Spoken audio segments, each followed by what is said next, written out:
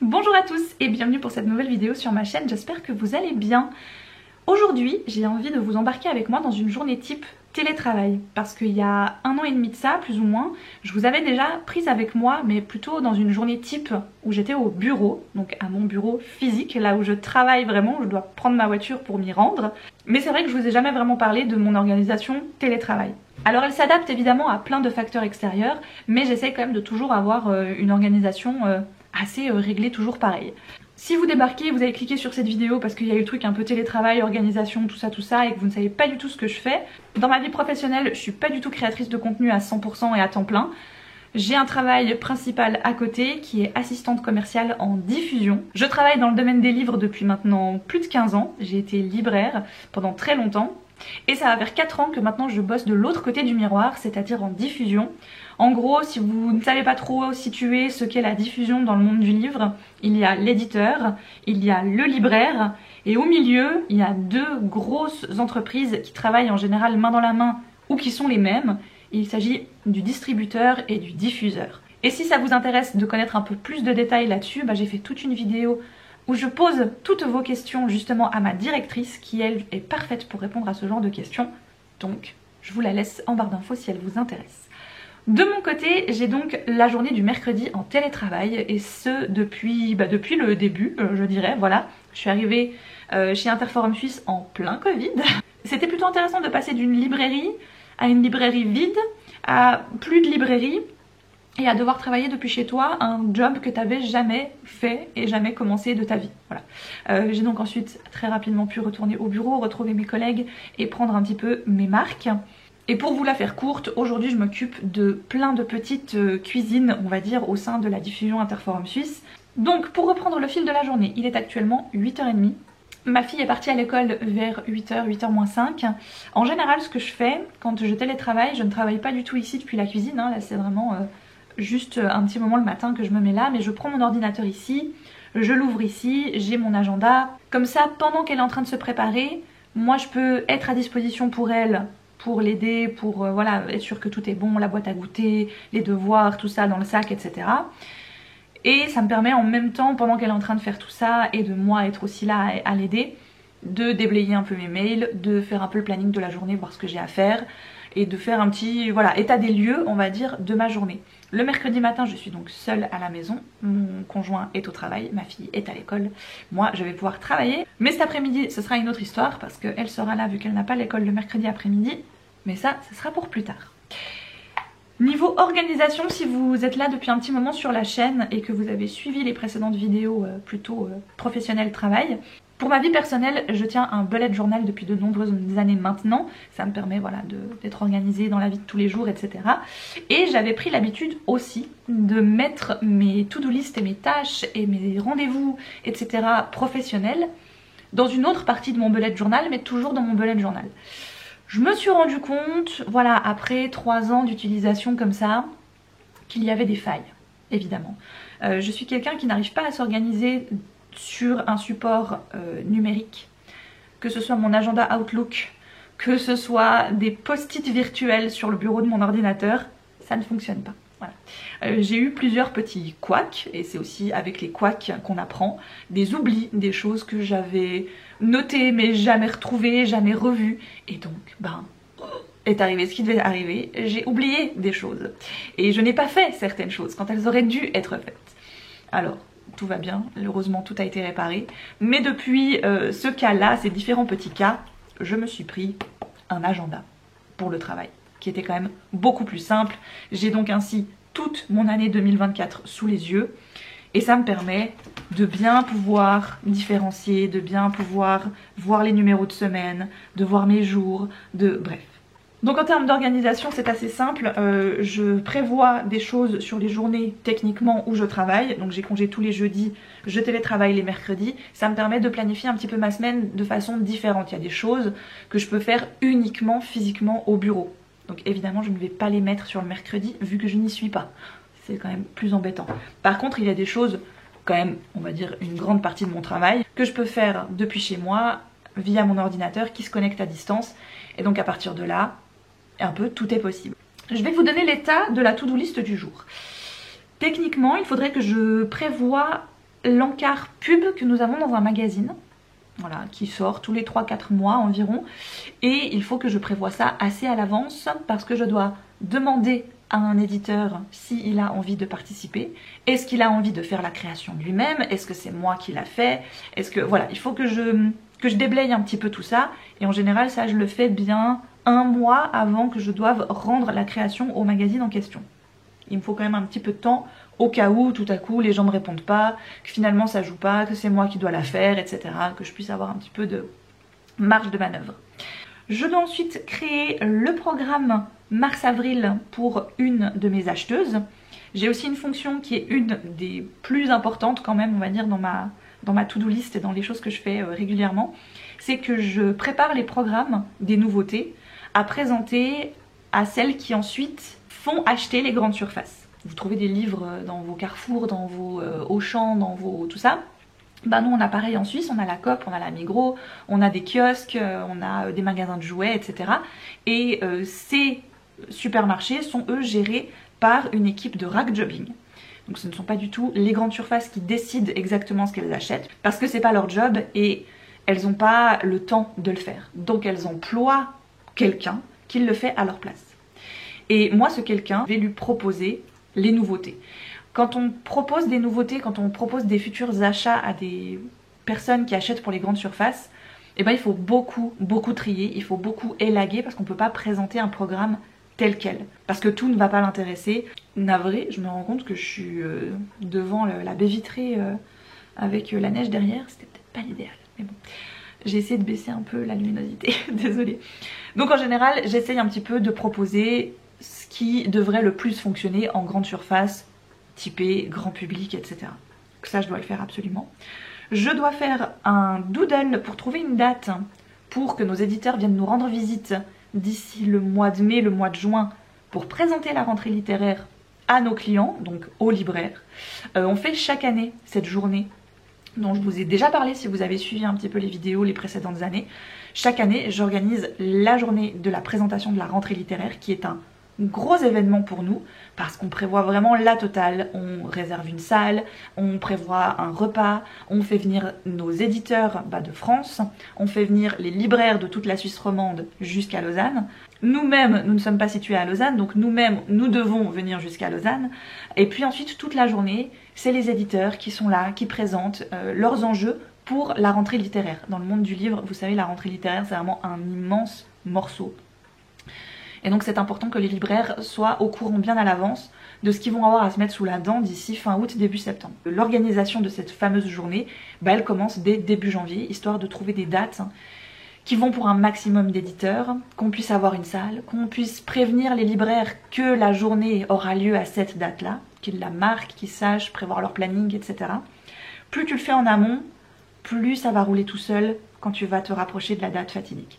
Pour une de mes acheteuses, ensuite, je dois faire un top manga dans les nouveautés de mars-avril. Et puis je dois également contacter un de nos éditeurs parce que dans les présentations de ces futurs titres courant mars, il y a des choses pour lesquelles j'aurais besoin d'avoir des supports visuels de l'intérieur des livres. Ce que pour l'instant j'ai pas, j'ai uniquement les couvertures, le résumé, la biographie de l'auteur ou de l'autrice, mais j'ai pas d'extrait de ce qu'il y a à l'intérieur. Et des fois, pour vendre correctement un peu un livre, surtout des livres un peu graphiques, c'est bien d'avoir des planches intérieures, que la personne qui va te l'acheter ou qui peut potentiellement te l'acheter sache à quoi ça ressemble dedans. Je dois confirmer également une date pour une animation avec une mascotte. Vous l'aurez compris, on est sur une bonne journée où je pense il y aura différentes petites choses encore que je dois ajuster, rajouter, parce que je n'ai pas encore eu le temps de vraiment tout trier dans mes mails, ce qui s'était passé pendant mes 2 semaines de vacances entre Noël et Nouvel An. Mais là tout de suite, ce que je vais faire, c'est que je vais prendre mes petites affaires, je vais déménager au bureau pour être plus à l'aise.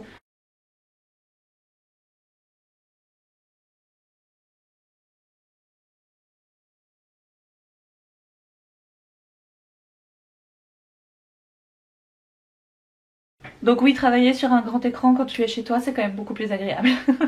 Donc investir dans un câble HDMI pour relier ton PC portable à ton écran, c'est quelque chose que je recommande énormément. Voilà, tout simplement parce que c'est quand même beaucoup plus pratique. Comme j'ai aussi du matériel comme ça sans fil, eh bien tout simplement j'enlève le petit support USB de mon PC principal je les branche sur le PC portable et comme ça j'ai mon clavier, ma souris. C'est tout comme si c'était voilà, mon ordinateur classique. Ce que j'arrive pas déjà à faire correctement, c'est travailler avec le pad à la place de la souris. C'est quelque chose que j'ai beaucoup de mal, ça m'énerve énormément et très vite. C'est du matériel que j'ai de base pour moi, pour mon utilisation personnelle, donc autant l'utiliser aussi pour le travail. Bien, bien, bien. Post-it, agenda, crayon. On est parti. Allez.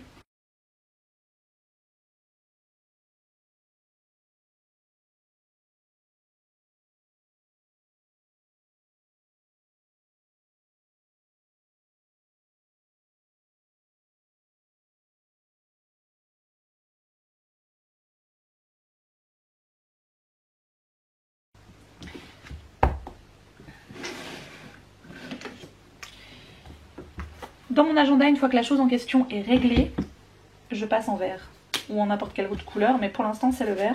Ça me permet de savoir en un coup d'œil que ce qui est en couleur, j'ai plus besoin de m'en occuper. Dans ma partie boîte de réception de mail, j'ai plusieurs catégories.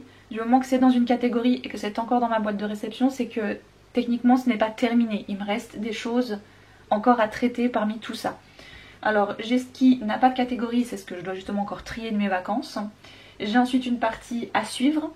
J'ai une partie à suivre spécifique à justement un secteur que je dois gérer, qui si je le mélange aux autres, ça me fait trop de bordel. J'ai une partie communication, ce qui me sert ensuite à créer les infolettres, hein, parce que j'ai aussi toute la partie communication de nos éditeurs vers nos clients, les libraires, les points de vente, etc. Donc toutes les 2-3 semaines environ, je fais une newsletter que j'envoie à nos clients.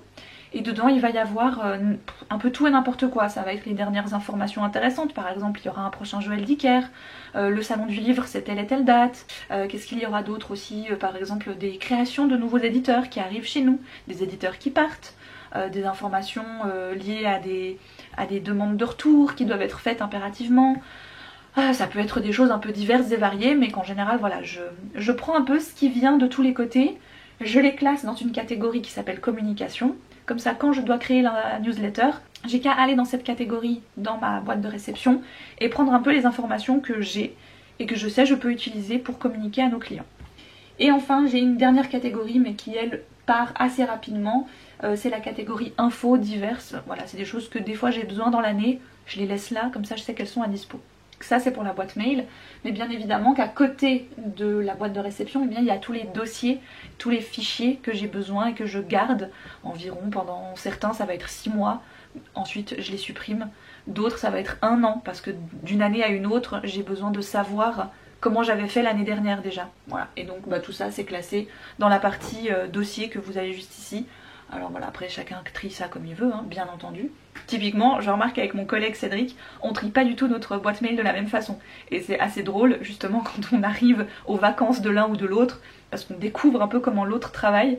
Et c'est marrant de se rendre compte que voilà, avec le temps c'est bon, on a compris comment l'autre fonctionnait, tu vois. Mais c'est vrai que de savoir comment travaille ton collègue, ça a son importance, mine de rien. Donc là dans l'absolu, ce qui vraiment est important que je fasse, c'est justement trier la boîte de réception qui n'est pas encore triée, que je sache quoi faire des différentes informations. Est-ce que c'est juste des infos et donc je les classe et je sais qu'elles sont là si j'en ai besoin, ou alors est-ce que je dois faire quelque chose avec ça et donc je décide de le faire là tout de suite, ou alors je le classe dans une des catégories qui me permettra de le faire plus tard. Voilà. Mais ça va être ma première tâche parce que ça fait 2 jours que je suis dessus et j'aimerais bien en voir le bout là. Je me suis permise de filmer cette vidéo journée type télétravail un peu en 2 fois, vous l'aurez remarqué. Ouais, c'est pas 2 fois la même Margot, c'est normal. Il y a un côté où j'ai vraiment beaucoup blablaté, où j'ai beaucoup décrit ce que je faisais, à quel moment, etc. Et puis j'ai remarqué qu'il manquait quand même un petit peu des parties plus techniques, on va dire. Les temps de midi, ça dure de quelle heure à quelle heure, etc. Enfin bref, je vais essayer d'illustrer ça un tout petit peu plus aujourd'hui pour que la vidéo ait un tout petit peu plus de sens. Ça me permet aussi de faire une petite pause pour vous parler du partenaire de la vidéo du jour et je suis encore une fois toujours très heureuse de pouvoir compter sur eux. Il s'agit bien évidemment de l'application de lecture Nextory. Depuis le début de l'année, Nextory a fait peau neuve. Vous l'aurez peut-être remarqué, quand vous étiez sur l'ancienne application, on vous demandait de faire une migration et une mise à jour et de télécharger la nouvelle application sur laquelle toutes vos données allaient être remises comme si de rien n'était. Et franchement, ça c'est plutôt cool. Alors je vous le cache pas, ça fait que depuis début janvier que c'est fait. Il y a forcément encore beaucoup de petites choses à améliorer, beaucoup de petites choses qui doivent être un petit peu revues et repensées. je vous rassure, c'est fait. Je vous rassure que tous les messages que vous me faites remonter, que ce soit sur Insta ou autre, j'essaie de toujours les faire remonter un maximum. Parce que c'est aussi utile pour eux de voir un petit peu voilà, ce que les utilisateurs en pensent, comment ça se passe, les choses qu'ils ont pu remarquer. Je pense qu'ils ont beaucoup d'équipes qui travaillent là-dessus, mais ils n'ont pas les yeux partout, et donc ça, sachez que vos retours sont précieux et qu'ils sont transmis. Et si vous découvrez Nextory, qu'est-ce que c'est? C'est une application de lecture pour votre téléphone sur lequel vous allez avoir du livre numérique, de la BD, de la presse numérique, mais aussi, et moi c'est surtout ça que j'utilise, pour ceux qui sont là depuis longtemps vous le savez, c'est le livre audio. Par tranche de 30 jours, vous avez 15 heures de forfait audio qui vous sont attribuées durant votre abonnement. Et avec le code que je vais vous laisser juste ici et que vous allez retrouver en lien en barre d'infos, vous avez 60 jours qui vous sont offerts pour tester gratuitement la plateforme Nextory. Ce qui vous fait donc au total 15 heures de forfait d'écoute les 30 premiers jours et puis 15 heures de nouveau les 30 suivants. Donc voilà, ce qui est plutôt agréable pour vous pour vraiment bien tester la plateforme. De mon côté, ça tombe bien que je télétravaille aujourd'hui. S'il y a un truc que j'aime bien faire pendant que je télétravaille, c'est écouter des audiolivres.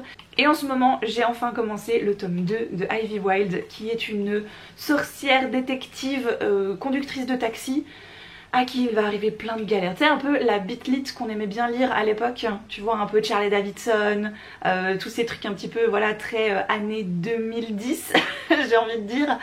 On est en plein là-dedans, voilà, c'est très urbain, c'est très drôle, il y a beaucoup d'humour, il y a des petites scènes un petit peu, voilà, et c'est très marrant, voilà, et donc ça passe très bien en version audio. Je vais faire ça pendant que je suis en train de travailler mes programmes, et croyez-moi que ça me tient compagnie et c'est plutôt cool, voilà. Bon, si vous aussi vous avez envie de tester, je vous laisse toutes les infos en barre d'infos, et je vous laisse avec la suite de la vidéo.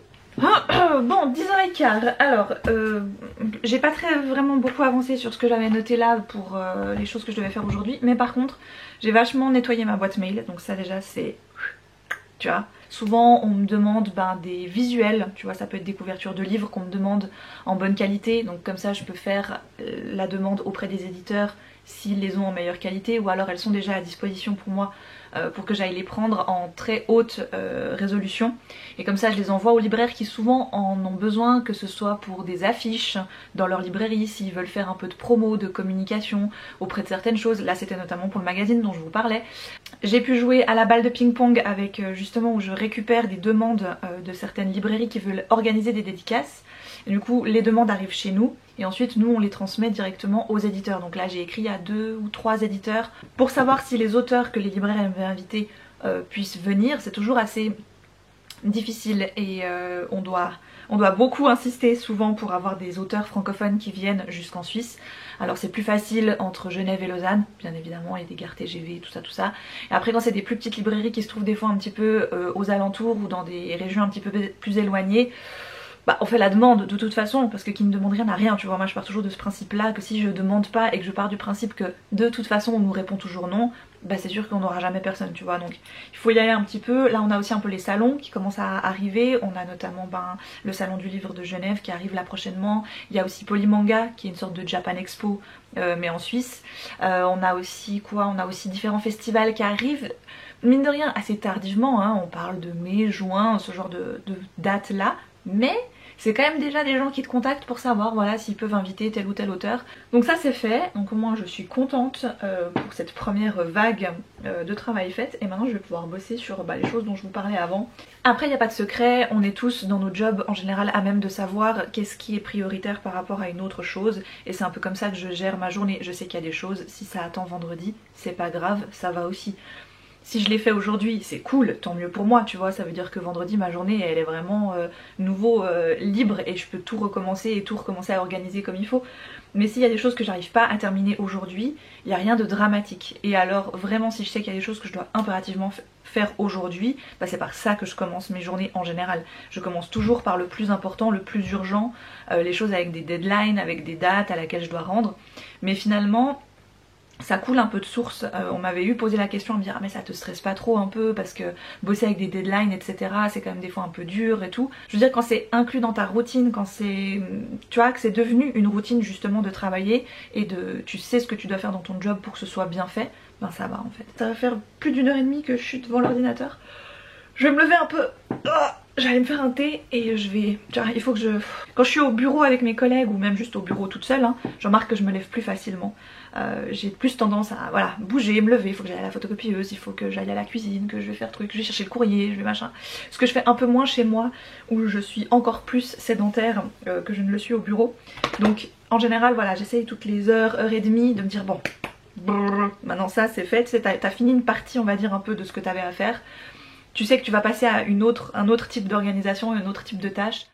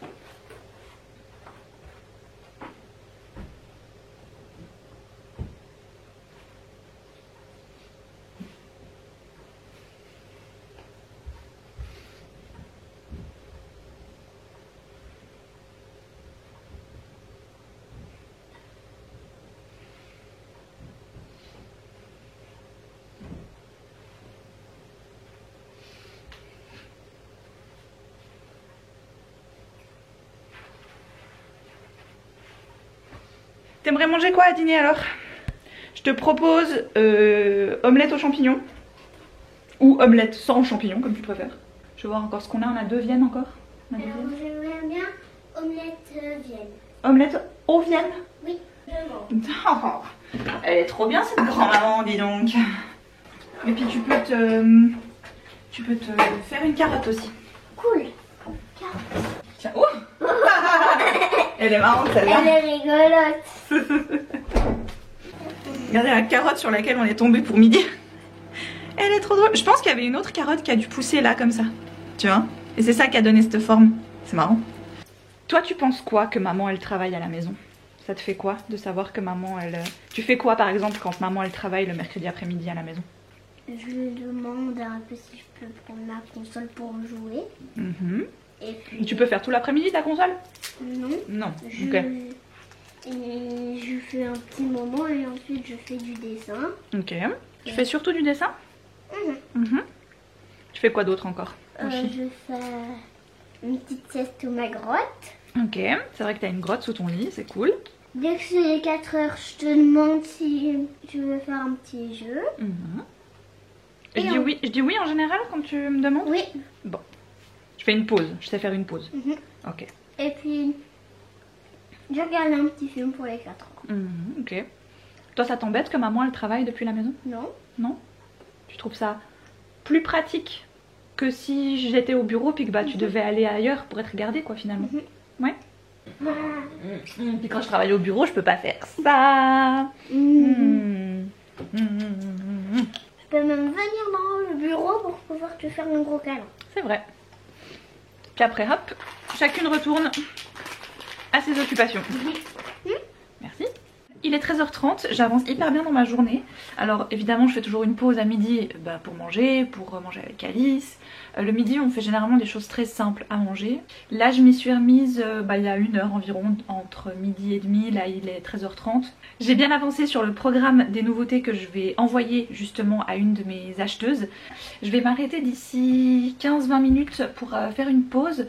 Parce que je vais aller me tremper dans la Sarine. C'est une rivière qui coule pas loin. On a pris l'habitude voilà, d'aller se tremper quelques minutes dans l'eau glacée. Là j'étais hyper contente que l'une d'entre elles réponde favorablement à ma demande. Parce que faut surtout pas y aller seule surtout. Donc voilà, je vais aller faire ça, ça va me prendre une petite demi-heure. Ce qui va être plutôt chouette un peu pour déconnecter les neurones et me rafraîchir les idées, n'est-ce pas? Donc là je préviens mon collègue par Teams qui lui est au bureau, que je vais m'absenter un petit moment, que je serai de retour vers 14h30. Et il me dit mais grand bien de face, moi qui trouvais qu'on se les gelait, j'ai encore plus froid que rien que d'y penser. Parce qu'en effet il ne fait pas très chaud, je crois qu'on doit être à -1 ou à 0, mais l'eau est un petit peu plus chaude bien évidemment. Donc voilà, mais écoutez, moi je suis motivée, voilà, ressenti -3. J'y crois, ça va être fun. Et puis j'aime bien quand c'est possible avoir ce genre un peu de moment de pause dans ma journée. Mais j'ai plutôt bien avancé.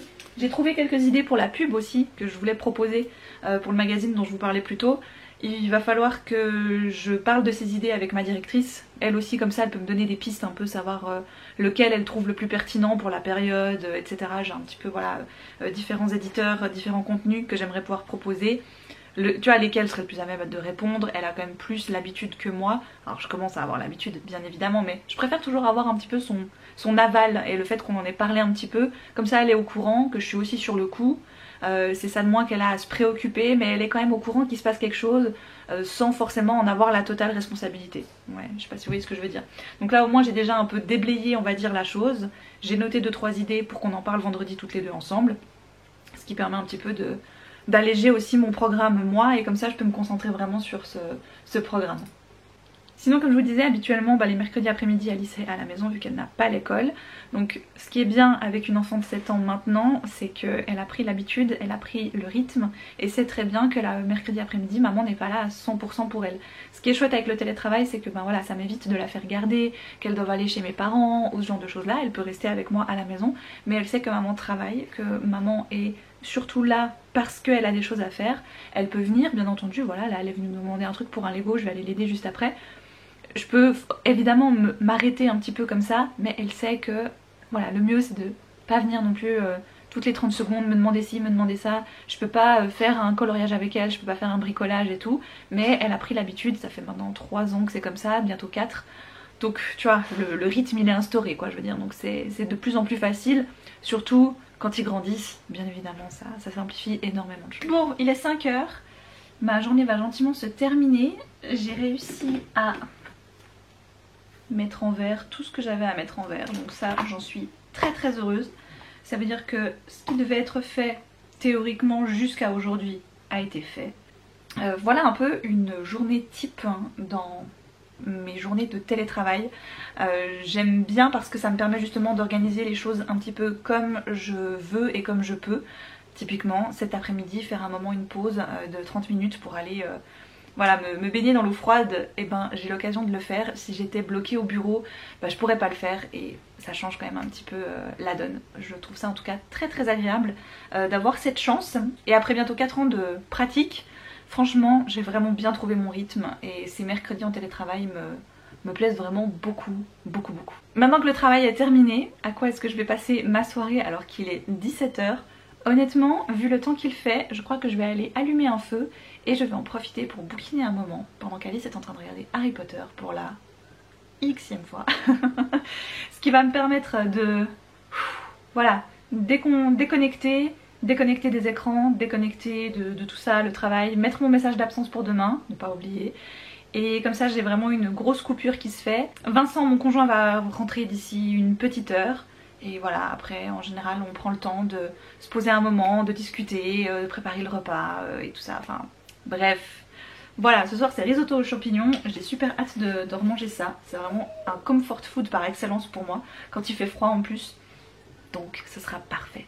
Je pense que mes meilleurs conseils pour les journées en télétravail, c'est d'avoir un rythme, si on a la possibilité de l'avoir bien évidemment, c'est de coacher ses enfants quand on en a, que télétravail et enfant ce n'est pas complètement incompatible, mais ça demande beaucoup d'ajustements, ça demande pas mal de souplesse, que ce soit de la part de nous parents, de la part de nos patrons ou nos patronnes, voilà, qu'il doit y avoir aussi un peu de compréhension par rapport à ça de leur côté aussi.